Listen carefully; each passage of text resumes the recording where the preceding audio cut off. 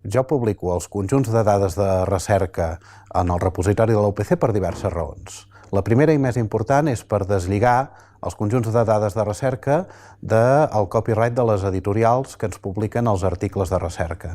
De manera que tenim el dret a l'ús, com creiem convenient, d'aquestes dades. En segon lloc, hi ha projectes de recerca, sobretot els europeus, que ens exigeixen que publiquem en obert tant els articles com, sobretot, les dades de recerca. I, per tant, el més lògic és publicar les dades de recerca en un repositori públic com és el que ens és propi, que és el de la UPC. Finalment, hi ha altres conjunts de dades de recerca que ens interessa que siguin públics, com per exemple les dades de recerca dels minerals estàndard de la col·lecció del Museu de Geologia Valentí Masachs, que és on ens trobem ara mateix.